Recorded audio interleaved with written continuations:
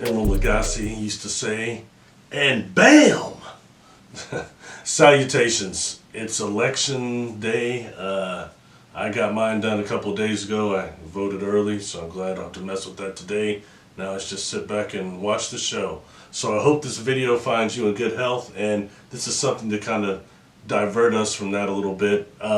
This is concerning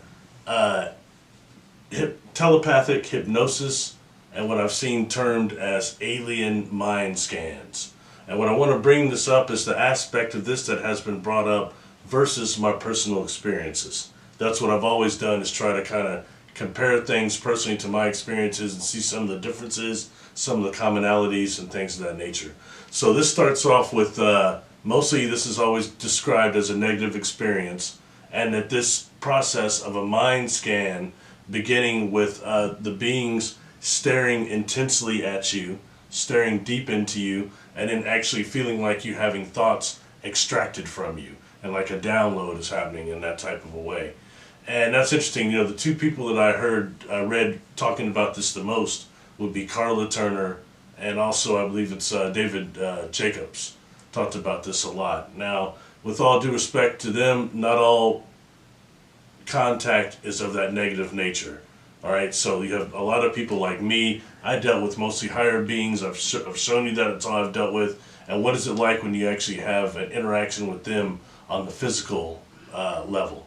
And it's interesting because Ray Hernandez called me just actually yesterday, and we talked for a couple hours. Always enjoy conversating with him. But he started saying how, you know, how much of our population are contactees, but how small of a population of us have actually had physical contact. And I fall into that small category. So that's always interesting, you know, because I mean, you've got more than 80% of the population that's had some type of a contact, but often it's visual or astral or dreamlike. You know, that doesn't take away from that. That is just as realistic in that way, but it's different than the physical, tangible encounters. So when dealing with these entities, all right, they've said certain things, like they were saying that actually the Greys have a way of scanning our emotional wavelengths and actually even feeding on that as in like it's a type of plasma.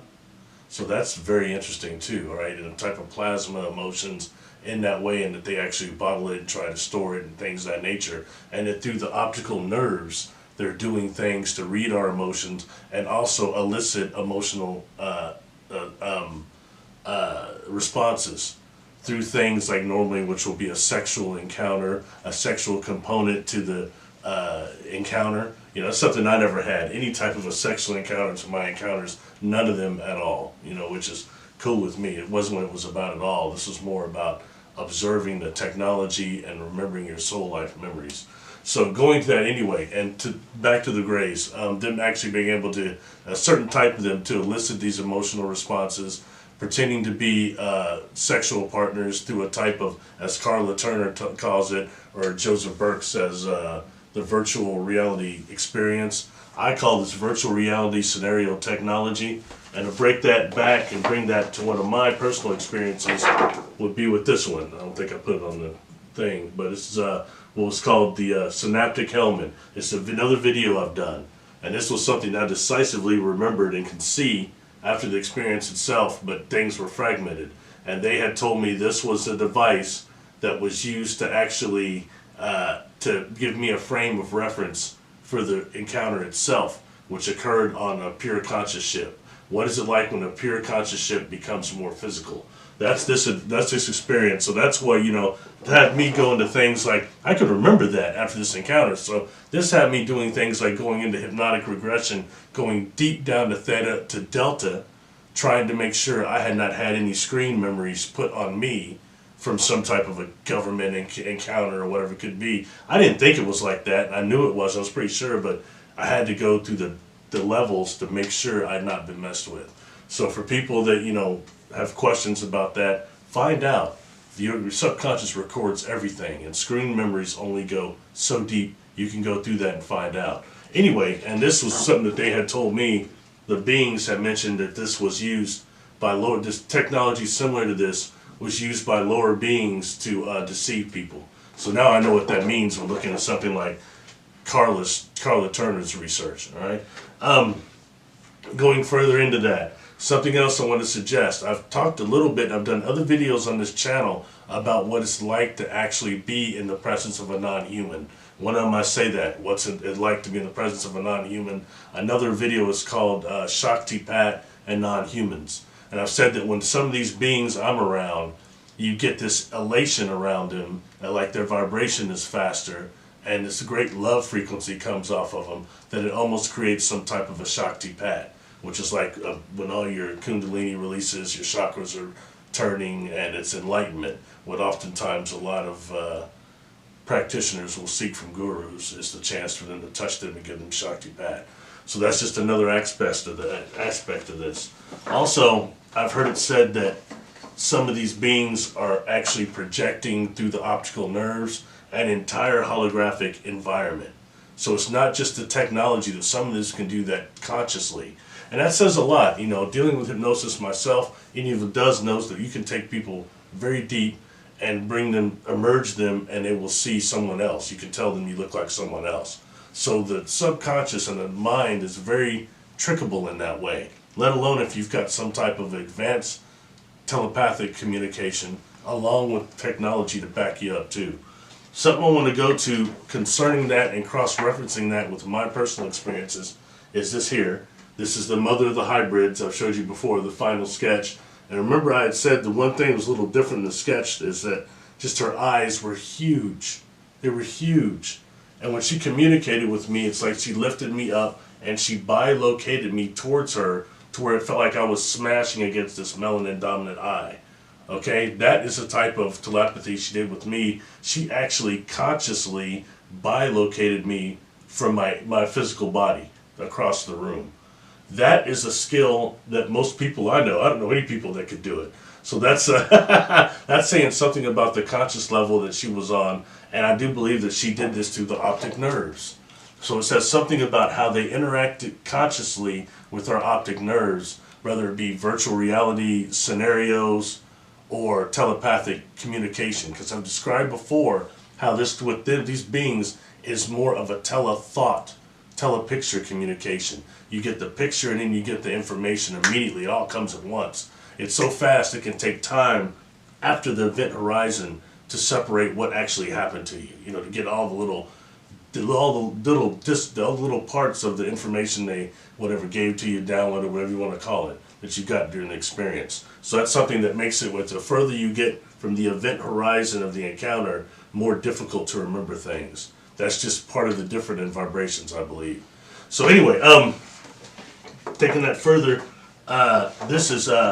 this one here is Xandar that I showed you before. Actually, to me it sounded like Yandar, but when I saw it, there was a Z on it. He put on it Yandar, but also once again, this being it showed up when I was in my normal waking life. All right, and telepathy, big time telepathy. Once again in pictures, and when I saw that being on that craft, another picture, I didn't pull that one out. Actually, he's answering some of the questions before I can formulate them in my mind. And the same thing goes with Mana and some of the other beings that I've showed you illustrations of. You go back on the channel, look at all this, this all ties together. But nonetheless, for me, it was a little bit disconcerting when they're actually answering questions in my mind before I can fully formulate them. And I believe the method they were using to do that is through the optic nerves and in scanning and feeling your emotions and the anticipation of words, of questions and things that might come from your biofield. So that's what I believe that's being done. Real quick, trying to wrap this up. That's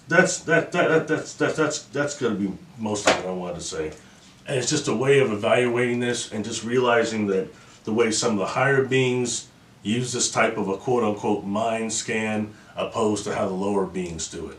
I've dealt with something similar to these I've tried to describe here, but it's been different in the way the information is relayed, and it wasn't used to deceive me. But when we are dealing with beings that are deceptive, as so much prominent on this sphere we live on, the sphere of deception, there's so much going on here, and lost souls, it's easy to see how this becomes an easy tactic for other beings to manipulate us. But I want to throw out that not everybody has experiences of the negative fashion. And we need to talk about this, all right? Those of us that have had positive encounters of this nature and how it verifies, actually differs just a little bit. It differentiates just a little bit. So anyway, thank you for subscribing, or please subscribe, put a like on the video. I'm going to keep going. I'm going to throw something in there. The last video I did on false light, I started getting a lot of these trolls messing with me, trying to come in on other people's comments and the weird stuff they do. Alright, so I got a little, started kind of pulled out my sword and started taking heads. There's a couple of you that didn't mean it that way. I was a little rude. I apologize. I just normally don't reply to comments, but I'm just a person. I fall prey to that sometimes too. But just keep this in mind. There's no contract I've signed that says I have to deal and argue with idiots and fools that have watched 1 or 2 videos or read 1 book and tell me they've done research and experienced nothing. There's no contract I've signed that says I have to do that. I used to argue with fools when I was younger like it was debate team. I don't care about that now. I'm too old for that. So just words up on that. But for those of you that are real, please talk to each other on this platform. Communicate with each other. Share your experiences. Don't be alone. So peace. Thank you. Please subscribe. Thank you to the people on Patreon for keeping me go forward. Much love. Ooh.